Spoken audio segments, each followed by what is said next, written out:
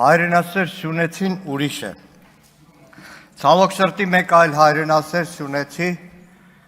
Արթուր Սարգսյանը շարունակում է զրկված մնալ ազգային ժողովի աշխատանքներին մասնակցելու, որովհետև Արթուր Սարգսյանը վարչապետի աթոռը զբաղեցնող անձի քաղաքական ուժի ուղիղ հրահանգով Ֆարխոյանի դատավորությամբ շարունակում է մնալ կալանքի տակ, այն Ֆարխոյանի, որ ամիսներ շարունակ քաղաքական իշխանության պատվերը կատարելով բազմաթիվ մեր հայրենակիցների պահում էր կալանքի տակ, եւ երբ որ այլևս օրենքը այնքան ակնառու էր, որ չէր կարող կալանք կիրառել տնային եւ այլն միջոցներ, քաղաքացիական պայմանագիրը որոշեց, որ Ֆարխոյանը ոնց որ թե այն դատավորը չի։ Եվ իրականում այս 2-3 օրվա կառավարության ծրագրի քննարկումը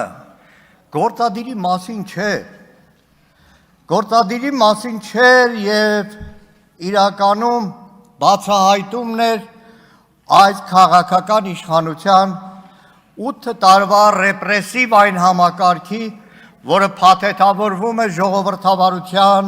ժողովրդավարության բաստիոն, հազար ու մի տեսակ թիթիզ զանուններով, բայց խորքում ուղղակի դիկտատորական է։ Խորքում ուղղակի այս ամբիոնից Նիկոլ Փաշինյանի ելույթը պարզում է, որ բյուջեն մսխվում է, ուրիշ մսխումները դեռ մի կողմ եմ թողում, հազարավոր ոստիկաններ, քննիչներ, դատավորներ, ԱԱԾ, հազարավոր ուժայիններ անիմաստ փող են ստանում, ավելի արդար կլիներ բյուջեի օրինակ 2027 թվականի նախագծում ուժային կառույցների հետ ամբողջ գումարը ներկայացվեր Նիկոլ Փաշինյանի աշխատավարձ, որովհետև այդ բոլորի տեղը զբաղվում է Նիկոլ Փաշինյանը։ Եվ այս ամբիոնից 2 օր շարունակ դատական համակարգի դեմ տոտալ Հարգելի գործընկերներ, խնդրում եմ մի քիչ ցածր։ Դատական համակարգի դեմ այն սպառնալիքները, որ տեղում էր Նիկոլ Փաշինյանը, ուղղակի ահաբեկչությունից այն կողմ չի կարելի ուրիշ ձև կոչել։ Այս ամբիոնից 2 օր առաջ տեղի ունեցավ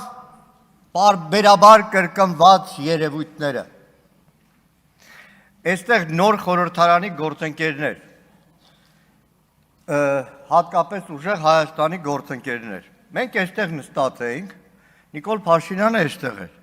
Սամվել Կարապետյանի հայտնի հարցազրույցներ մեր ձևով։ Ու մեր աչքի առաջ Նիկոլ Փաշինյանը սկսեց SMS-ներ գրել։ Այն ինչ որ եղել է, մեր աչքի առաջ այստեղ Նիկոլ Փաշինյանը SMS-ները գրում էր ու գնաց։ Ինչ օրենք, ինչ օրենսգիր, ինչ իրավական պետություն։ 2 օր առաջ Լևոն Քոչարյանի արդարացի դիտողությանը, արդարացի հարցին հետևեց Նիկոլ Փաշինյանի այս ամբիոնից հրահանգը ուժային ամբողջ համակարգին, հետևեց հրահանգը ամբողջ ուժային հավաքակին, որ գլուխներդ պատով կտամ, եթե այս ամբիոնից հնչեցրածը դուք չիրականացնեք, ու արդեն հստակ էր, որ առավոտյան մենք հանդիպելու ենք այն ամբողջ այլանդակությանը, ինչի ականատեսը եղանք 3։ Չեմ ուզենա ծալքերի մեջ անդրադառնալ, չեմ ուզենա նույնիսկ անդրադառնալ նախագահ Քոչարյանի դեմ այս նոր փուլը արշավի, որովհետև հաղթած նախագահը, պատերազմում հաղթած նախագահը հաղթել է նաև անցնող 8 տարիներին, չի ընկրկել բանտարկությունից, չի վախեցել եկել է հայրենիք պատասխան տալու, դերբակալվել է, կալանքի տակ է մնացել, ազատ արձակվել, իր ոտքով նորից բանտ է գնացել։ Այս փորձությունն էլ անցնելու։ Իր ընտանիքը որևէ վարքյան չի փախել ռմբակոծվող Արցախից։ Մնացել է մինչև վերջ։ Լևոնն էլ անստել։ Սետրակը այս փորձությունն էլ կանցնի։ Տիկին Բելան ընտանիքը այս փորձությունն էլ կանցնեն։ Բայց ես խոսելու եմ մի ահավորության մասին։ Անկեղծ ասած երեք մինչև գիշերը 3:30-4-ն էր դատարանի բակում էինք հակակոռուպցիոն, վերադարձել եմ չէի կարողանում քննել։ Գիտեք, իմ 57 տարվա կյանքում ես շատ բան եմ տեսել Հայաստանում։ Շատ անարդարություն եմ տեսել Հայաստանում։ Դատական համակարգի բոլոր ժամանակներում էլ այլանդակություն եմ տեսել։ Տեսել եմ ողնաշարով դատավորներ։ Այդ թվում իմ դատավորը ժամանակին Սարիկ Մինասյանին հարցրեք իր հարազատ քեռինա, որը հակառակ իշխանության բոլոր ճնշումներին դաշնակցության դեմ որևէ մեղադրանք դատավճռով չկայացրեց։ Բայց երեք դիմում եմ այստեղ ԿՊ պատգամավոր կանանց հատկապես։ Կանայք, որոնք ունեն մանկահասակ երեխեք, երջանիկ լինեն բոլորը։ Երեք Ռոբերտ Քոչարյանի դեմ արշավում ձերբակալվում է մի ամբողջ ընտանիք։ Հայր, մայր, երկու քույրեր։ Քույրերից մեկին, որը 3 անչափահաս երեխայով միայնակ մայր է, դատարանը առանց աչքը թերթելու, ես դատավորին պատկերացնում եմ, մեկ էլ հիշում օրը Նիկոլ Փաշինյանը գոռում էր ու միանգամից որոշումը կայացնում է։ Կալանք տեսակցություններ մենակ անչափահաս երեխեքին, պատկերացնում եք կանանց գաղութ 8-9 տարեկան երեխեն մտնում է մենակով քայլում է։ Լավ, կասեք կհակադարձեք, լավ տատին կպահի։ Չէ, 74 տարեկան տատին էլ են կալանք տալիս։ 74 տարեկան տատին։ Իսկ աղջկան գիտեք ինչ են կալանք տվել։ Իբր 98 թվականին 18 տարեկան աղջիկ երեխեն այդ օրվա նախագահ Ռոբերտ Քոչարյանին օժանդակել է ինչ-որ հանցագործություն կատարելու մեջ։ Բայց դատավորը խելագարությամբ միջնորդություն էլ կհաստատի, որտեղ ինքը հիշում է, որ այս ամբողջ Նիկոլ Փաշինյանը գոռում էր լրիվ վրա։ Լավ տատին էլ անստած, կասեք մյուս քույրը կպահի։ Չէ, բայց մյուս քրոջներն են անչափահաս երեխեքի մոր կալանք տվել։ Կալանք տվել։ Աստված մի արածե հեռու բոլորի տղամարդիկ լսեք, հորը տվել են տնային կալանք, պատկերացնում եք այդ մարդու վիճակը,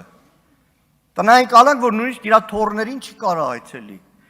այսպիսի բան մեր երկրում, ոչ թե Հայաստանի անկախ հանրապետությունում,